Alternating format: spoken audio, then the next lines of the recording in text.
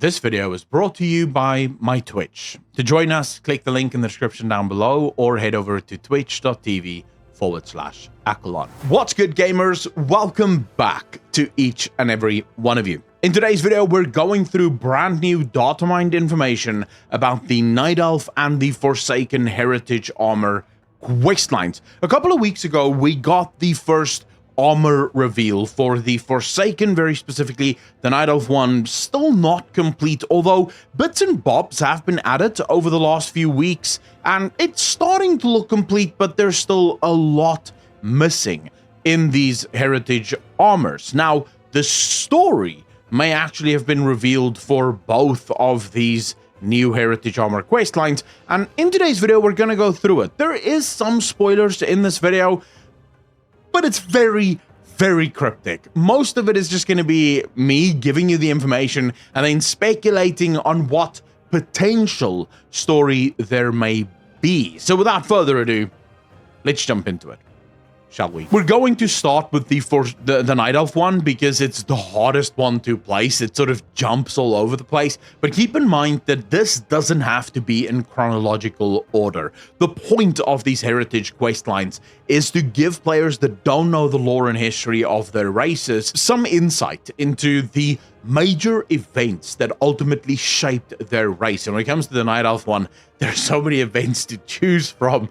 It's nuts, because they're basically the oldest race on Azeroth, except for the trolls, but before that, the trolls were very much just nuts. Anyways, the first is the Clarion Call. Something about this suggests that maybe we may be seeing the very early days of the dark trolls venturing out, not wanting to be part of their own, their people's fight over land and resources, and settling near the Well of Eternity. Next one we have is Ancient Curses. Very difficult to place because it could be the curses of Azara and her Highborn and their lust for arcane magic and ever more knowledge. The other one could have to do with Elune and their relationship with Elune and how many rituals and sources of power they had available to them, but they could never access them because they were too powerful. The Night Elves were simply not strong enough to contain these powers. Then we have a Grim Portent. Must be the story of the war between the Grim Totem and the Night Elves. There was a period of time where the Grim Totem and the Night Elves went very much head to head, so probably going to get some insights there. Then we have Countering Corruption. This could be one of two places, either Azara and her Highborn. Remember, Malfurion Stormrage led a number of Quel'Drai to basically sabotage what Azara was up to, because they started to figure out that Sargeras was not this benevolent god that was coming to help the Night Elves, but was actually a very dark and evil figure. So that could be it. The other one it could be is later on when they faced down the orcs in Ashenvale. During that battle, there were a number of Quel'Drai that decided to embrace the arcane because they believed that it would actually strengthen them. And this would ultimately lead to a mess of epic proportions. So that could be it. It could also have to do with Druid of the Pact or Pact Druids, which was a forbidden ritual that would corrupt and destroy. The creation of the first Worgen, maybe that's what the Countering Corruption stands for. Mercy or Misery, personally, I think this suggests the story of Darthramar and the shattering of the relationship between the Quel'Drai and the Quel'Drai of Quel'Thalas, where a group of Quel'Drai decided to rebel against the druidic beliefs that they seemed or deemed to be completely overbearing and unnecessary when it came to the use of arcane magic, and ultimately the Quel'Drai could not bring themselves to slaughter Darthramar and his followers, and thus they exiled them, which would ultimately lead to the High Elves and then eventually the Blood Elves and so on and so forth. But that's just, I think that is what the story may be referring to. Then we have Stepping into the Shadows, a glimpse of terror, balancing the scales, heart of the issue, Warden's Wrath, a mark for a protector, and honor the goddess. These are the next ones. Now, the reason I read all of them They can mean so many different things. Stepping in the shadows, it could be the Shadow Warrior and the early events of the Shadow Warrior, because during the time of Azhara, Shadow Warriors were definitely used against the Troll tribe, so that could be it. A Glimpse of Terror, this could refer to Ashenvale and the orcs after the orcs drank again the demon blood in order to survive the onslaught of the Night Elves. Don't know, balancing the scales, take your pick. Let me know in the comment section what you think of that. Heart of the issue, probably gonna have something to do with the Emerald Dream, the Heart of the Emerald Dream, or the Heart of the Forest. That would be my guess. Warden's Wrath, most likely gonna learn more about the Moon Wardens and how exactly their faction had their start within the Kaldorei. And then a Mark for a Protector, either Cenarius or Malfurion. And Honor the Goddess, most likely the most important moment in Night Elf society, is how they received or achieved their connection to Elune. That would be my guess right now, but you know, it's completely up in the air. But that takes care of the Night Elf portion of this, which is very difficult to place because, I mean, these guys are 15,000 years old. They've had a lot of things happen to them. Some related to the world and its events. Others literally just related to themselves and things that they did to themselves and things that happened within their own kingdoms. It's very difficult to choose one moment just based on these names.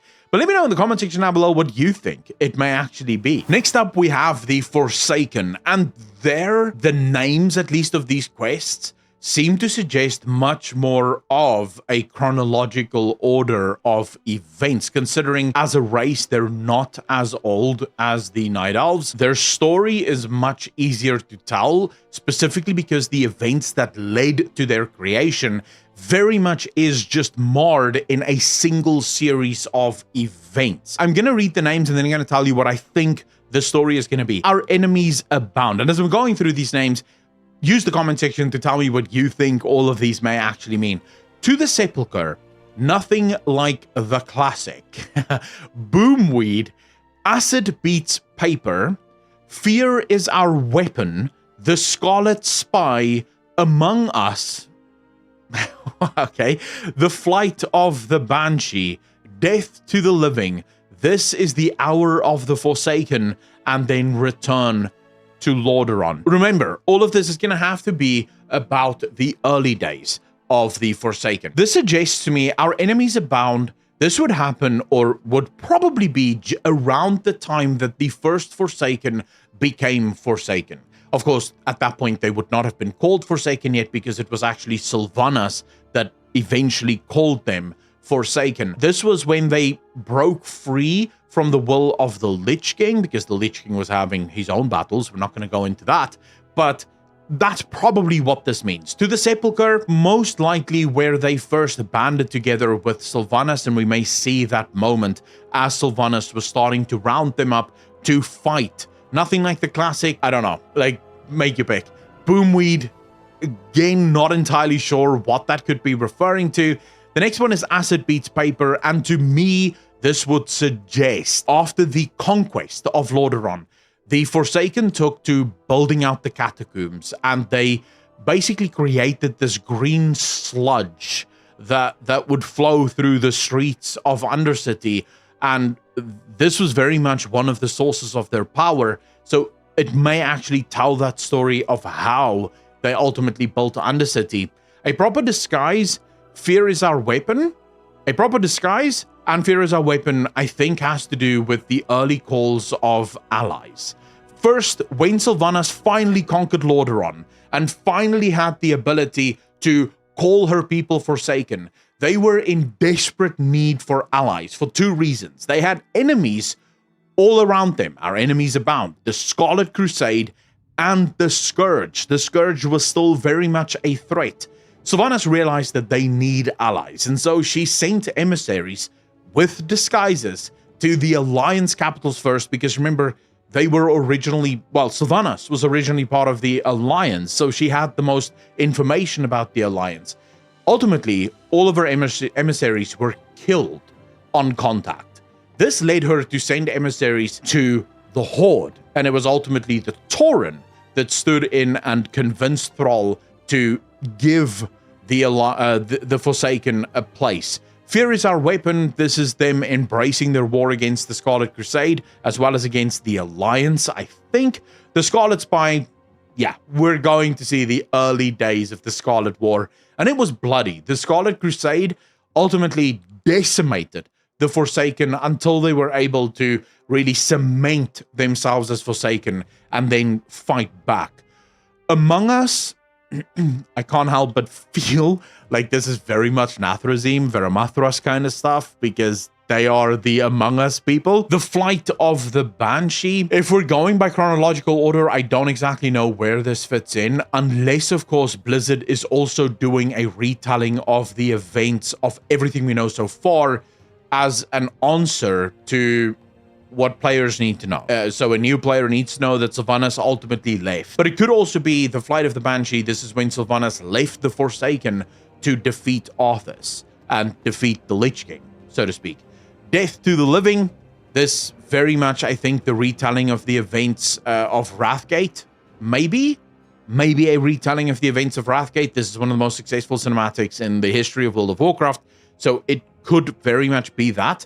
This is the Hour of the Forsaken, maybe with the formation of Lordaeron entire.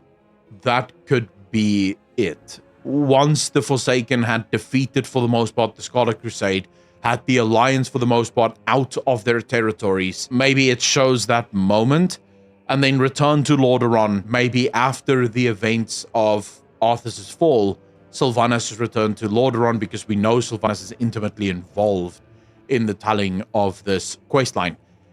That's my thoughts on it, of course. It could be anything, really.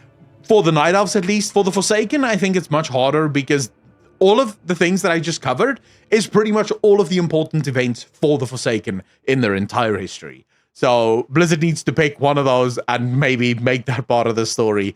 We don't know yet. I'd love to hear from you what you think about this. So let me know in that comment section down below. Also remember to hit the like button, hit that subscribe button, and smash that bell if you enjoyed this video, because it really helps out the channel. You have no idea. Then, of course, to all of the patrons, the YouTube members, and of course, the Twitch subs, thank you so much for your monthly contributions. Thanks to you for $1 a month.